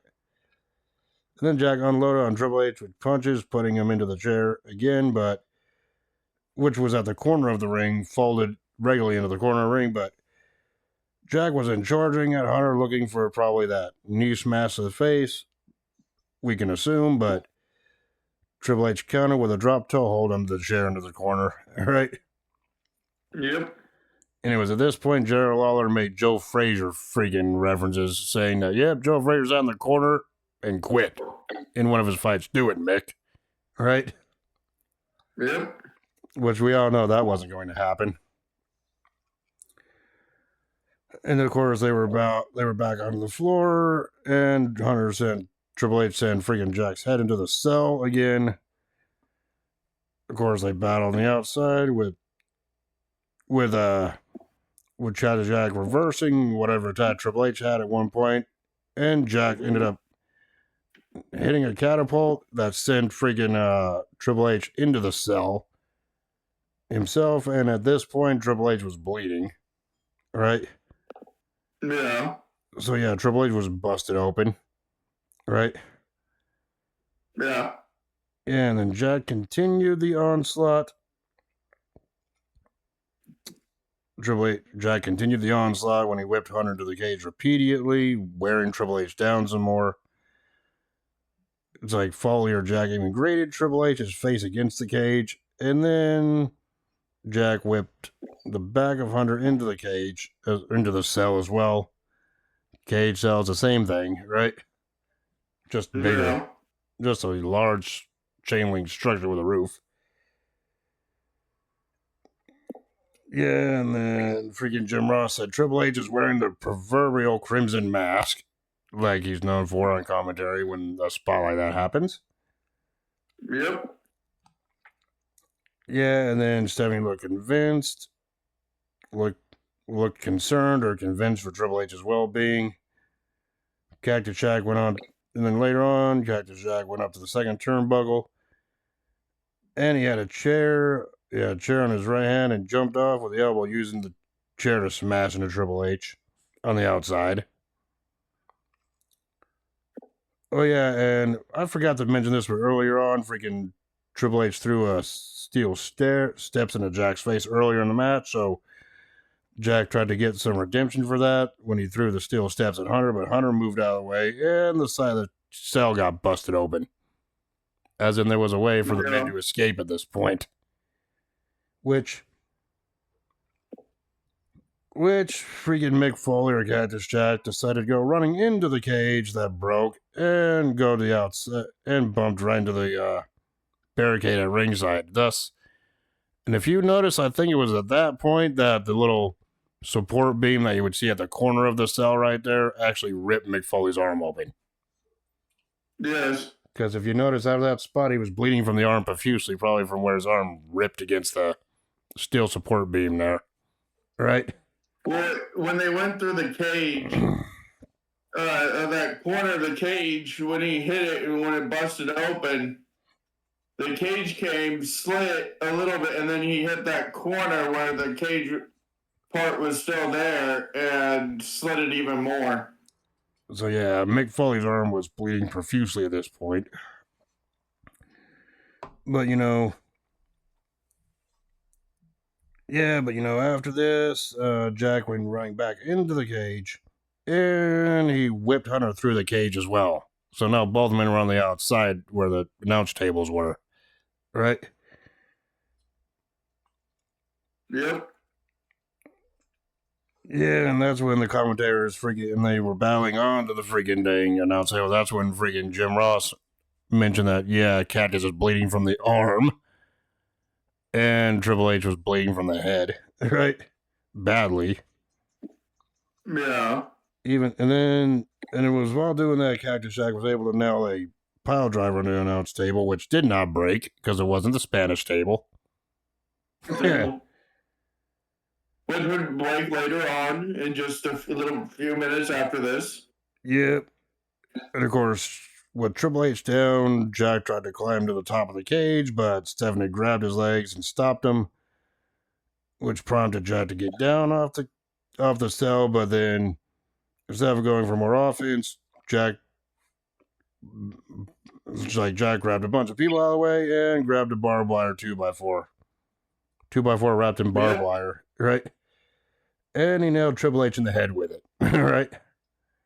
Yep. And of course, he was making sure he bled. Yep. And then shortly after this, Triple H tried to leave through the crowd, but Jack stopped him. But then Triple H fought back. So once he got some separation from Jack himself, Triple H started climbing the cell, right, to the top. So Jack climbed up after him while carrying that 2x4 wrapped in barbed wire on his arm, dangling from his arm, right? So as soon as Jack got up to the top, Jack put the barbed wire up there, but Hunter grabbed it and rubbed and took that barbed wire and straight Mick Foley in the head with it, while Foley was still dangling on the side of the cage, right? Yep. And Hunter stepped on Jack's hands or Foley's hands, and Cactus Jack, Mick Foley, whatever comment, bumped on through the Spanish announce table from the side of the cell. See, it broke. Not as memorable as his spot with the Undertaker a few years prior, but still looked devastating, right? Well, that's because Undertaker literally threw his ass off the cage. Yep. Ugh. Still look nasty, right? Yeah. Still look like a bad fall, but either way, Cactus Jack still, after a few moments, Cactus Jack still somehow got up. And of course, it was at this point the fans were chanting asshole at Triple H. Even though he kind of had a concerned look on his face after dumping Foley to the announce table, right? Yeah. But Foley, for his alter ego Cactus Jack, was just laughing it off. Of course, at this point, Jack was obviously bleeding from the head and from the arm as well. And of course, this man is nuts. He was laughing off a fall from the fucking steel cage. Yes. And of course, at this point, Foley or Jack tried to throw 2 chairs to the top of a cell, but both all of them, blood and couldn't do it. Yeah, the whole time couldn't even do it. Every time he did it would hit the cage. Hit the side of the cage. Or off the top of the cage and almost hit Jerry Lawler. Yeah, so after about the third attempt failed, that's when they were like, screw it, let's just abandon the spot where the chairs go up here. Right? Yep. So Jack climbed up to the top once again. But as soon as he got up there, Triple H nailed him in the back with a barbed wire 2x4. Right? Yep. And then Triple H then nailed Jack 2 more times with a barbed wire, including one to the midsection. So yeah, Triple H was a dick to Cactus Jack's once again. Right? Yep. Yeah, and then Jack then tried to fight back, punched Hunter on the top of the cell again. Yeah, and then Triple H even got slammed on a corner panel, and it broke a panel there. A little bit, but not much to send Triple H back into the ringside area. That would have been devastating. Right? Yeah. And then Jack actually hit a suplex onto Triple H on top of the cage, followed by a double arm DDT on the top of the cage or cell as well, putting Triple H down. And then we seen it. Cactus Jack picked up the barbed wire. Looked like he was going to nail Triple H with it, but he decided, nope, I'm going to light it on fire first. Whose idea was this literally to light a 2x4 with barbed wire on fire? Sounds like the work of a madman or Mick Foley, right? And it was great. And Jack actually took the flaming 2x4 and nailed Triple H in the face with it. Right? Well, he brushed Triple H in the face with it. And then he nailed him in the head afterwards. Yep. And then he decided, Jack was like, you know what? I'm going to intensify the gruesomeness some more. So he put the 2x4 wrapped in barbed wire down on top of the cell. Which was still on fire. Which was still on fire. And he put Triple H into the pile driver position, signifying he's going to pile drive Triple H's head first onto the flame. Right? Yeah. But before Mick Foley or Cactus Jack could pull something that insane off, Triple H reversed it with a back body drop, which sent Mick Foley through the top of the cell, into the ring, and the ring broke. Which, that spot, from what rumors were to be told, or to be believed, was actually not supposed to happen like that. But either way, it was a good visual, right? Yes. It's like the ring broke, the fans were chanting, holy shit, right? Yep. And everything like that, because they didn't think that was going to happen. And I believe this was the first time the ring broke during a match like that. Right? Well, also, as you could see, Triple H was shocked as fuck because the top of the cage was not supposed to break like that. Just like it wasn't supposed to break during that 98 cell match.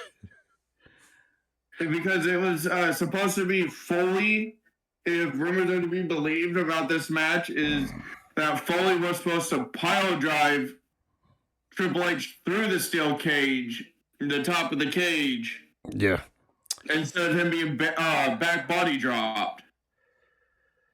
But yeah, freaking Triple H freaking came down the ring, looked concerned because he was like, oh shit, did I just kill him? Right?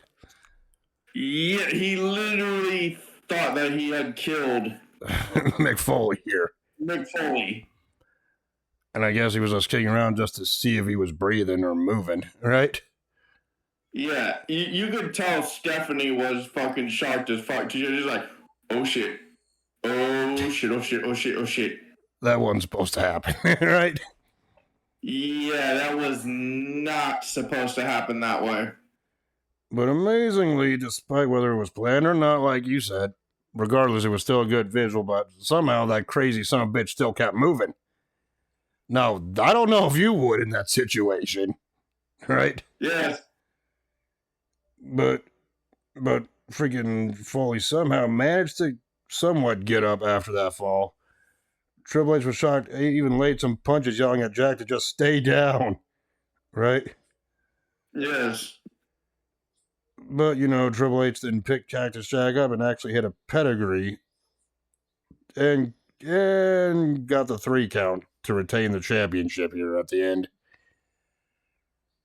Thus ending Cactus Jack or Mick Foley's full-time career in WWE.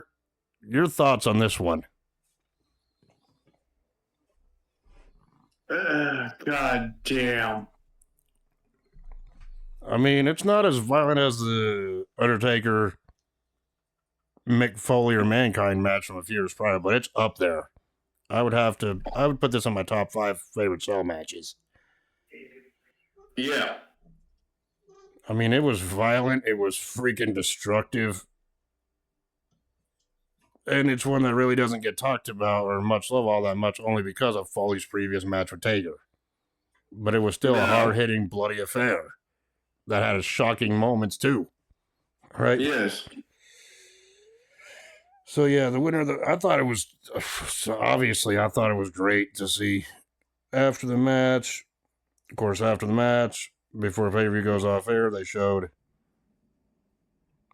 Cactus Jack refusing help from the EMTs, and Cactus Jack decided to walk out of the arena on his own accord, getting a standing ovation from the crowd. We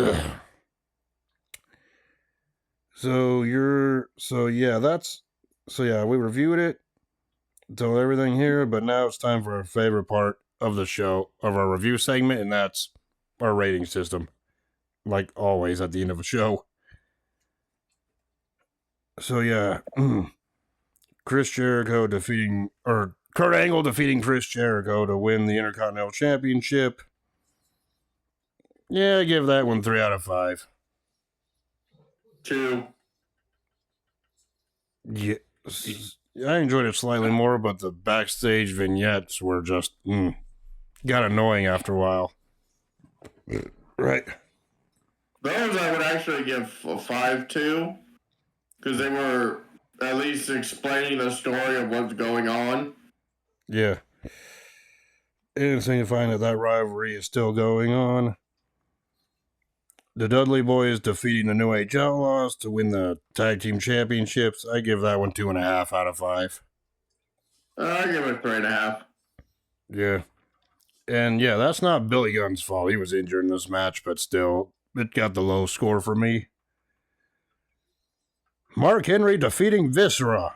1 out of 5, and that's being nice.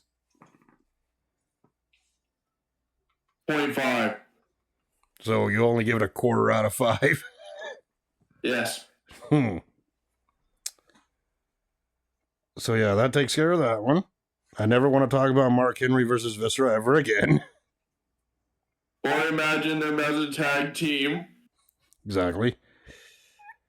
Edge and Christian defeating the Hardy Boys in that tag team match to become #1 contenders for the tag team titles here. I gave that one 3 3.75 stars out of 5. 3 3/4 out of 5. 4. Yeah, before you slightly enjoyed it more despite the interference. Taz defeating the Big Boss Man in that nothing of a contest by disqualification. Obviously, I gave that one 0 out of 5. The what? The Taz defeating Big Boss Man, nothing match by DQ. I gave that 0 out of 5. Half. I wouldn't have even given it half. You're more freaking. You enjoyed it just slightly more than I did. Right? Yeah.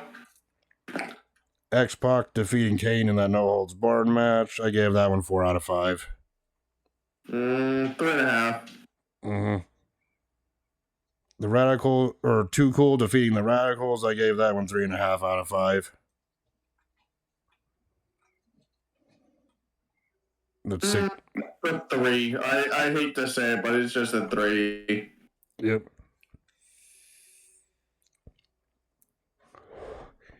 The Big Show defeating The Rock in that #1 contenders match for the W Championship.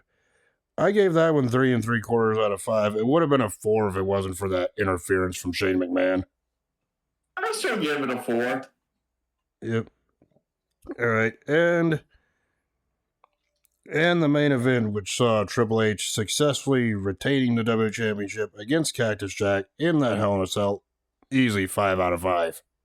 The only match that gets a 5 out of 5. Yes. So yeah, there was a lot of average matches and a couple of stinkers here, so my final grade for No Way Out 2000 is a C. I say C minus. So, and obviously, if you're going to go back and watch one match from this event, obviously this is just a one-match show. I would just say watch the main event with Triple H and Jack. You don't really have to see any of the other matches. You really aren't missing a whole lot. Now, it's my turn. Oh, God. Oh, God, I shudder to think. I shudder to think, and I'm kind of scared at this freaking moment, but motherfucker, you're right. It is your goddamn turn, and what abomination are you going to make me watch next week? Since Elimination Chamber is just right around the corner, we are going to watch the first ever women's Elimination Chamber. Elimination Chamber 2018 with Ronda Rousey signing to WWE. Oh, God. Oh, God, you don't make me sit there and watch that friggin' long segment. Well, it did have its comedy moments, but if I remember, but that side of kind of drug on. Yes. Of course, the first ever women's elimination chamber that saw Alexa Bliss defend her title in that one was history in the making at that point. Something we take for granted and expect every year now. Yes, but it was the first ever concept. For the women, right? For women. Yeah, so I think that should be interesting. I guess next week we'll be watching the Elimination Chamber 2018 event. Wasn't the men's chamber the one with your boy Good Guy Reigns winning that match to main event with Brock? No, that was your guy. No one liked face Roman Reigns. Thank God we got the Tribal Chief now. But we didn't have that back then. Right? I still don't like Roman Reigns. No. You're no secret. You acknowledge him. Hell, you wanted those acknowledge me boxers for so long. Because of a meme I was doing. So anyway, next week we'll be reviewing the 2018 Elimination Chamber pay-per-view event. So until then, we will talk to y'all later. Peace. Deuces.